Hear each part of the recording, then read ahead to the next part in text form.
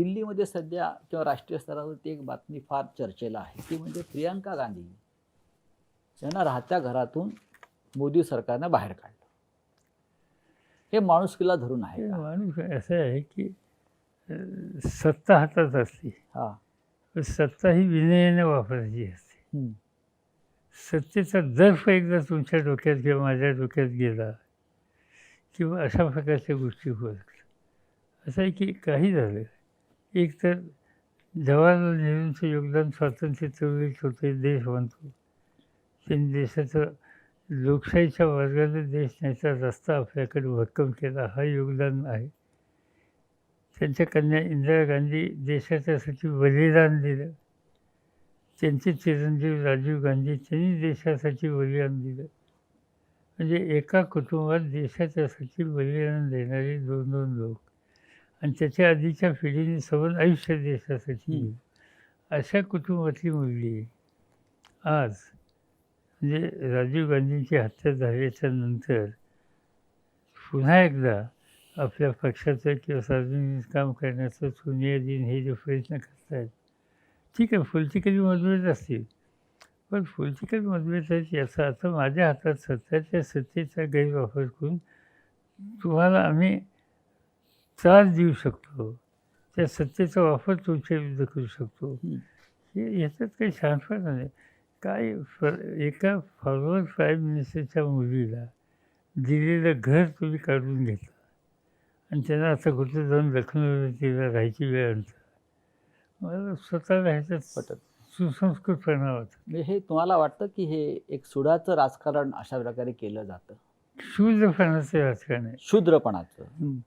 कारण ममता बॅनर्जींचा आरोप नेहमी असतो आणि अशा अनेक नेते असतील की मोदी सरकार आमच्याशी कायम सुडानं वागत आहे.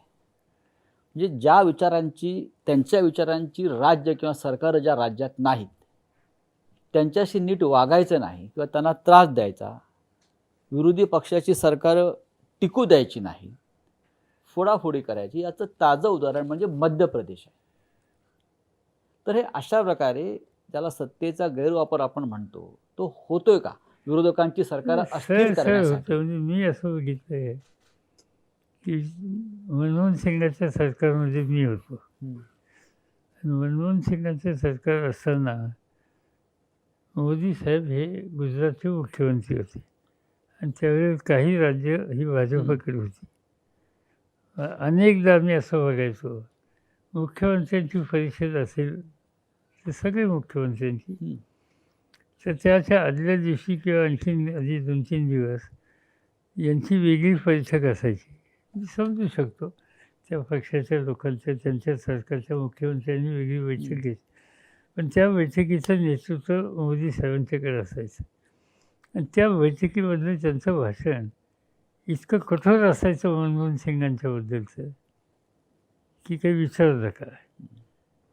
आणि नंतर मग मिटिंगला यायचं आणि काय त्यांची प्रश्न मांडायची, तो त्यांचा अधिकार आहे, त्याच्याबद्दल माझं काही म्हणणं नाही. पण देशाच्या प्रधानमंत्र्यांच्याबद्दल राज्याचा एक मुख्यमंत्री इतकी टोकाची भूमिका मांडतो हे आम्ही त्याच वेळेला पहिल्यांदा पाहिलं. याच्या आधी कधी घडत नव्हतं. आज याच्या उलट परिस्थिती आहे. आज काही राज्य त्यांच्याबरोबर नाहीत, त्यांनी अशी टोकाची भूमिका कधी घेतली नाही. उलट मनमोहन सिंगांनी कधी आपल्यावर टीका टिप्पणी करतायत म्हणून गुजरातच्या बाबतीत वेगळी भूमिका घेतली नाही. मी शेती खात्याचा मंत्री होतो, मला सतत सगळ्या राज्यात जायला लागायचं उत्पादन वाढवायला आणि मी गुजरातमध्ये सुद्धा बराच त्यावेळी फिरलो. मोदी साहेबांच्या बरोबर मी गुजरातमध्ये फिरलो, तिथलं शेतीचं उत्पादन वाढवायला अनेक योजना राबवल्या. त्यावेळेला काँग्रेसमधल्या काही मंत्र्यांनी आमच्या मंत्रिमंडळात टीका केली की मोदी एवढ्या टीका करतात आणि आपले शेतीमंत्री त्यांच्याकडे जाऊन सगळ्या मदती करतात. तेव्हा मनमोहन सिंगांनी मिटिंगमध्ये सांगितलं की गुजरात हा या देशाचा भाग आहे, आपण सगळ्या हिंदुस्थानच्या सगळ्या राज्याच्या हिताची जपणूक करण्यासाठी इथं बसतो आहे, त्यामुळे पवारसाहेब जे करतात ते योग्य आहे आणि त्यांनी केलं पाहिजे. हे धोरण आणि आज आम्ही हे बघतो आहे की ह्याचं सरकार फार आता राजस्थानच्या सरकारमध्ये आणखीन काही करता येईल का या सगळ्या चर्चा आहेत. पण याच्यामध्ये आपल्या राज्याचा नंबर येईल असं वाटतंय का, महाराष्ट्राचा? तर ते बोलतात, अनेकदा बोलतात. म्हणजे काही लोक बोलतात त्यांच्या पक्षातले, आता त्या पक्षातले जे बोलतात त्यांना जनमानसात किती किंमत आहे आणि तिथे किती किंमत आहे मला माहिती कारण नाही, पण ते बोलतात. पुलतचं सरकार सुद्धा नंतर बरखास्त केलं की तुम्ही वेगळ्या विचाराचे होता. ते इंदिरा गांधींनी सगळी सरकार बरखास्त हा केली हा आणि त्याचं कारण दाखवलं. हम्म, त्याचं काय झालं, त्याच्यानंतर 80ची निवडणूक झाली हम्म, आणि तिथं काँग्रेसची सत्ता सगळीकडे आली. जिथं विरोधी सरकार होती तिथंही काँग्रेसची मेजॉरिटी. म्हणून हा लोकांचा कौल आहे असं सांगून इंदिरा गांधींनी ती सगळी सरकारं बरखास्त केली. आज तशी स्थिती नाही आहे. हे ऑपरेशन कमळ काय आहे? ऑपरेशन कमळ याचा अर्थ सरळ सत्तेचा गैरवापर करून लोकांनी निर्वात केलेली सरकारं हम्म, ही दुबळी करणं, डिस्टॅबिलाईज करणं आणि त्याच्यासाठी केंद्राच्या सत्तेचा पुरेपूर गैरवापर करणं. कारण महाराष्ट्रामध्ये ऑक्टोबर महिन्यामध्ये ऑपरेशन कमळ होईल असं सातत्यानं पसरवलं जात आहे. पहिल्यांदा 3 महिन्यात सांगत होते, हा. नंतर आता 6 महिने झाले. हम्म, आता 6 महिने झाले, त्यानंतर सप्टेंबरचा वायदा आहे. काही लोक ऑक्टोबरचा करतात.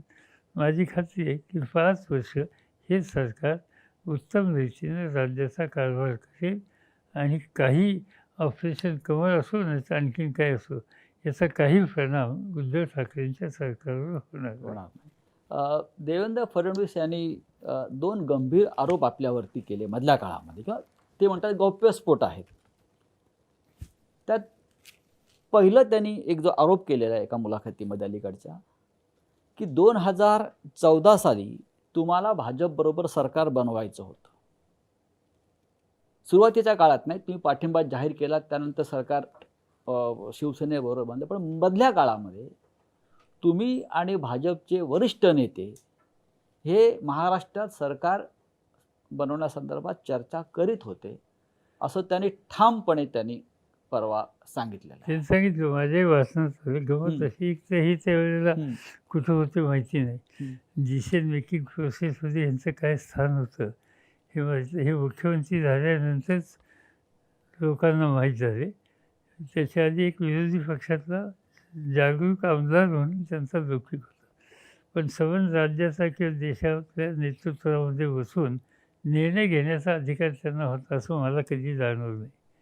ते म्हणतात त्या काळामध्ये, म्हणजे एकदा मी कॉन्शियसली एक स्टेटमेंट केलं, सेना आणि BJPचं सरकार बनू नये म्हणून. हम्म, माझी पहिल्यापासूनची मनापासूनची इच्छा होती की सेनेने भाजपबरोबर जाऊ नये.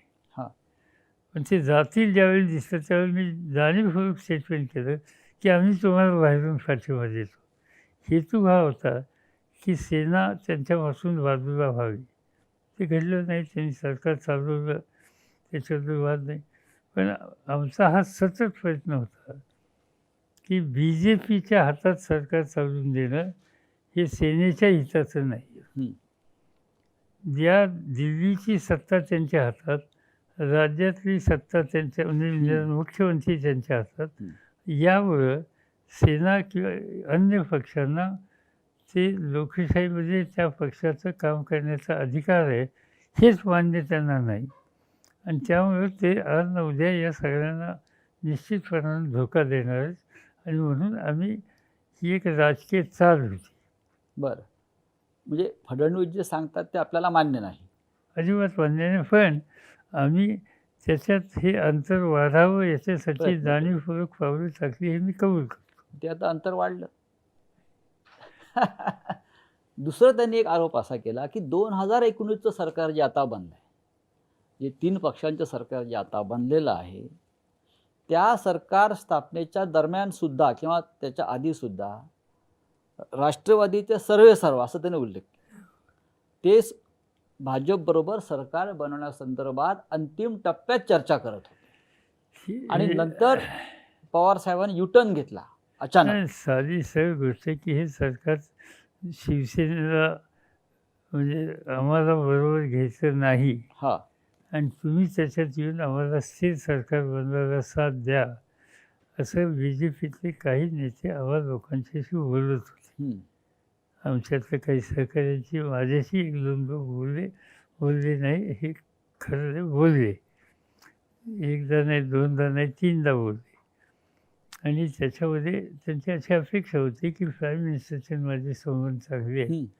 आणि त्यामुळं प्राईम मिनिस्टरनी याच्यात हस्तक्षेप करावा आणि मी त्याला संमती देईन. हं. आणि म्हणून हा माझ्या कानावर सुद्धा निरोप आला आणि त्यावेळेला तो निरोप आल्याच्यानंतर देशाचे प्रधानमंत्री आहेत. प्रधानमंत्र्यांच्यासोबत चुकीची माहिती आपल्याबद्दल किंवा आपल्या पक्षाच्याबद्दल जाऊ नये मी स्वतः त्या पार्लमेंटमध्ये त्यांच्या चेंबरमध्ये जाऊन त्यांना सांगितलं की आम्ही तुमच्यावर येणार नाही. जमलंच आम्ही सेनेवर सरकार बनवू किंवा विरोधी पक्षात बसू, पण आम्ही तुमच्यावर येऊ शकत नाही. आणि हे मी सांगायला जाताना एक ग्रस्त पार्लमेंटमध्ये माझे शेजारी होते, त्यांचं नाव संजय राऊत. तर त्यांच्याला मी सांगून गेलो की हे मी सांगायला आलो त्यावेळी ते तिथंच होते, त्यांच्या कानावरी घातलं. या सरकारमध्ये आपण सुद्धा तक्रार केली प्रधानमंत्र्यांकडे की ज्या सरकार बाहेर अनेक व्यक्ती आहेत त्या हस्तक्षेप करतात, खास करून राज्यपाल. अशी आपली भूमिका आपण एका बैठकीमध्ये प्रधानमंत्र्यांच्या कानावर घातली. राज्यपालाने सरकारमध्ये किती लक्ष घालावं? मी असं बोललो की म्हणजे हे महाराष्ट्राच्या राज्यपालापुरतं सीमित नव्हतं. हां. माझं स्टेटमेंट असं होतं हं. की राज्यामध्ये सेंटर ऑफ पॉवर ही एकच असली पाहिजे आणि ते मुख्यमंत्री. सेंटर ऑफ पॉवर जर दोन व्हायला लागली, काही राज्यामध्ये आता काश्मीरमध्ये तिथे एक राज्यपाल होतं. म्हणजे तिथं तिथल्या मुख्यमंत्र्यांना जवळपास काम करूनच त्यांनी अशक्य करून ठेवलं.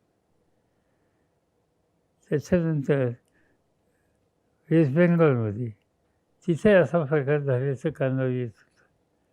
आणि त्या अशा गोष्टीच्यामुळं जर राज्यपाल हे आपल्या खरं म्हणलं तर त्यांना लोकशाहीची बहुमताच्या संबंधीची संख्या असलेलं सरकार असल्याच्यानंतर त्यांना हस्तक्षेप करण्याचं काही कारण नाही, अधिकारही नाही आहे. पण जर त्याच्यामध्ये हस्तक्षेप करत बसले आधी तर अशा प्रकारची सत्तेची एकापेक्षा अधिक केंद्र ही लोकशाहीच्या दृष्टीनं आणि संसदीय पद्धतीच्या दृष्टीनं योग्य नाही. हे माझं मत त्या वेळेला मी प्रधानमंत्र्यांना सांगितलं आणि हे जनरल मत होतं, कुठल्या एका राज्यापुरतं नव्हतं. काँग्रेसचे जे नेते मंत्रिमंडळामध्ये आहेत त्यांची अशी कायम तक्रार असते की समन्वयाचा अभाव आहे. ही त्यांची पहिली तक्रार असते. त्यांची दुसरी तक्रार असते की राष्ट्रवादीला झुकतं माप मिळते सरकारमध्ये.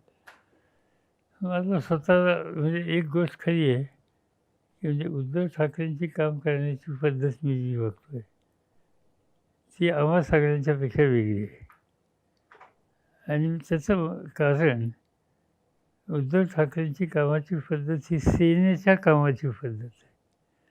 शिवसेनेमध्ये मी अनेक वर्षापासून बघतोय, अगदी शिवसेनेच्या स्थापनापासून आदेश येतो. हो. आणि ते आदेश आल्याच्यानंतर चर्चा सुद्धा होत नसते.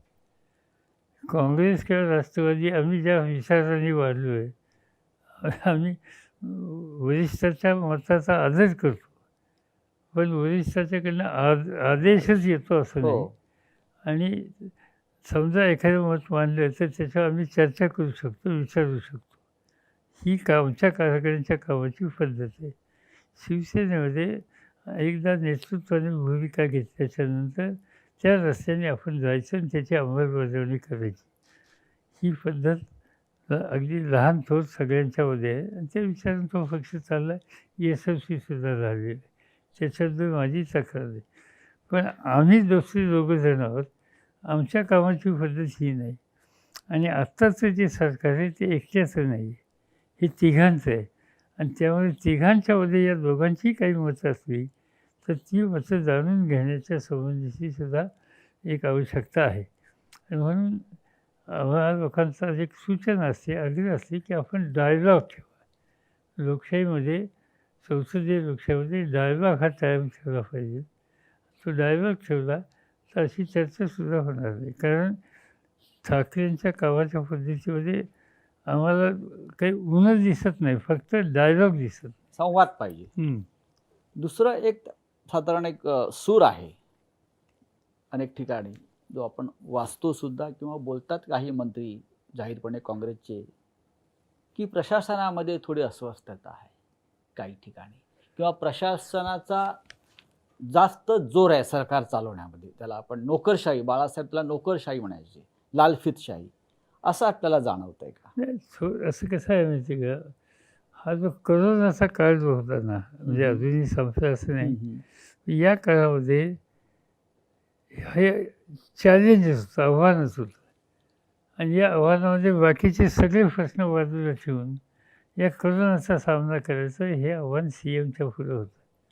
आणि त्यामुळे साहजिकच मुख्यमंत्री आणि मुख्य सचिव यांच्यावर ही जबाबदारी जास्त होती.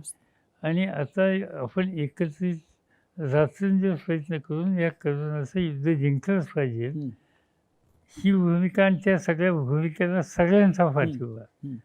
आणि त्याच्यामुळं एक तर संवाद किंवा कामाच्या पद्धती या सगळ्या गोष्टीच्यामुळं थोडं थोडं हळूहळू फरकुलेट होतं, ही गोष्ट खरी आहे.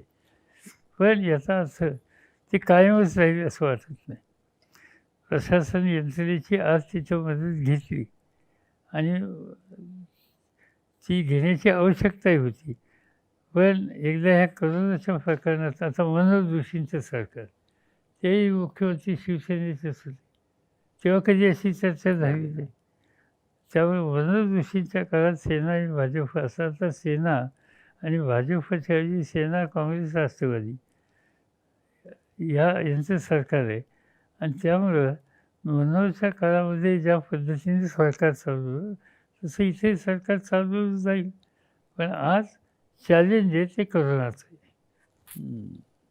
महाराष्ट्रामध्ये गेले काही वर्ष सातत्यानं एक सामाजिक प्रश्न संघर्षाचा उभा राहिला, तो म्हणजे जातीय आरक्षणाचा.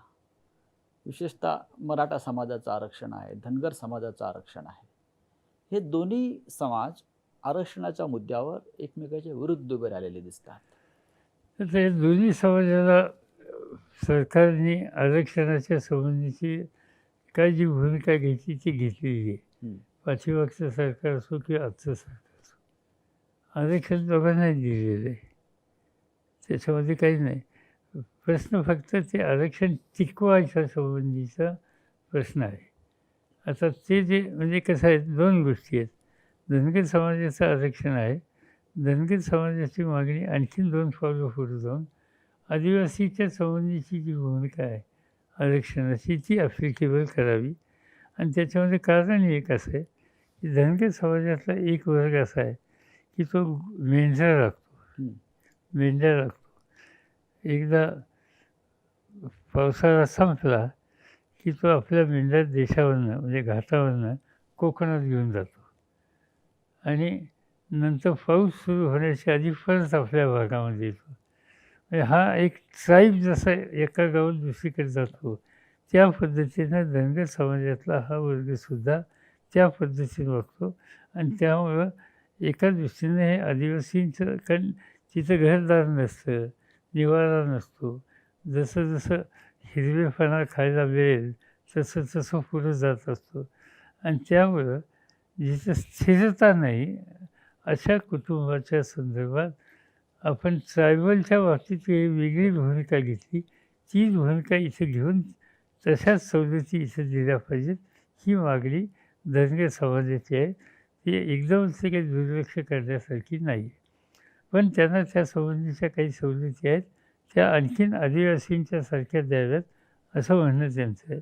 याच्या उलट आदिवासी समाजातल्या नेतृत्वाचं म्हणणं की आमच्या वाट्यात दुसरं कोणी येऊ नये. आणि त्यामुळे थोडंसं ते एक प्रकारचं अंतर आहे. आता हे एका बाजूचं अंतर असताना मराठा समाजाचा प्रश्न आला. आणि मराठा समाजामध्ये बहुसंख्य लोक जे शेती करतात, नोकरी करतात, शेतमजूर म्हणून काम करणारा वर्ग आहे. महाराष्ट्रातली शेती म्हणलं तर जवळपास 80% शेती ही झिराई शेती आहे. पावसाचा आता यंदा पाऊस चांगला आहे, चांगली गोष्ट आहे. पाऊस नाही पडला तर सवन शेती अर्थव्यवस्था उद्ध्वस्त होते आणि त्याच्यात हा जगणारा वर्ग सवन एकदम तो उद्ध्वस्त होतो. म्हणून या वर्गाला काही सवलती दिल्या पाहिजे ही मागणी होती. काही प्रमाणाच्या सवलती दिल्यात. आता त्या सवलतीच्या विरुद्ध काही लोक कोर्टात गेले. तो मामला सुप्रीम कोर्टात आज उद्या आहे. आता महाराष्ट्र सरकारने, उद्धव ठाकरे सरकारने देशातले उत्तमात उत्तम वकील तिथं आता त्यांनी दिलेत आणि हा जो सरकारचा जो निर्णय आहे तो टिकावा या दृष्टीने ते आता काळजी घेतात. कोर्ट काय ठरवेल ते आपण बघायचं. पण उद्या कोर्टाचा निकाल हा उलटा-सुलटा गेला तर ज्या आता मुलांना सवलती मिळतात शिक्षणातल्या, नोकरीच्या, त्याही जातील ह्याची चिंता आहे आणि त्याच्यामुळं याबद्दलचा एक आग्रह आहे. संपूर्ण देशामध्ये विरोधी पक्षला फार जाग आलेली दिसत नाही आहे. अनेक प्रश्नावरती विरोधी पक्ष हा विखुरलेला आहे. खरं म्हणजे विरोधी पक्षाची भूमिका लोकशाहीमध्ये फार महत्त्वाची. आपण सुद्धा विरोधी पक्षनेते होता, राज्यामध्ये होता, पार्लमेंटला आपण विरोधी पक्षनेते बदलायची जबाबदारी सांभाळली. हा विरोधी पक्ष भविष्यामध्ये एकत्र येऊन काही देशासमोर एक चांगलं काम, जसा जनता पक्षाच्या काळामध्ये जनता पक्ष निर्माण झाला आणि एक आव्हान उभं राहिलं होतं, अशी आपल्याला काही शक्यता वाटते का भविष्यामध्ये? मला स्वतःला असं वाटतं की आता एक कोरोनाचं संकट एकदा कमी झालं आणि पार्लमेंट सुरू झालं तर आज देशातल्या विविध राजकीय पक्षाच्या नेत्यांच्यामध्ये एक भावना अशी आहे की आपण एकत्र बसलं पाहिजे. आपण एकत्र बसून एक निश्चित कार्यक्रम ठरवून आज देशवासियांच्या समोर एक पर्याय दिला पाहिजे आणि तो पर्याय देण्याच्याबद्दलची कुवत आजच्या विरोधी पक्षांच्यात त्यांच्या ऐक्यात निश्चित आहे. पण सगळंच लक्ष कोरोनाकडे डायव्हर्ट झाल्यामुळं आज हे काम थांबलेलं आहे.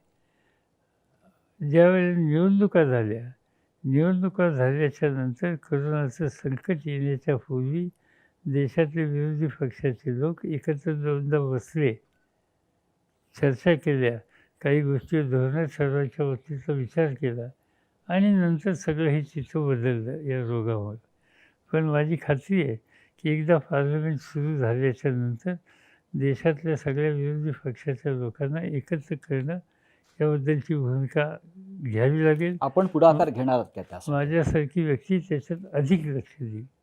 मला या बाबतीत कमीपणा नाही कुणाला भेटायला आणि सगळ्यांना भेटून आपण एका विचाराने आज पर्याय देऊ शकलो तर ते देणं ही राष्ट्रीय गरज आहे आणि ती राष्ट्रीय गरज पूर्ण करण्यासाठी कशाची अपेक्षा न करता मी आणि आणखी अनेक आमचे सहकारी या बाबतीत या विचाराचे आहेत आणि त्याची अंमलबजावणी आम्ही सुरू करू.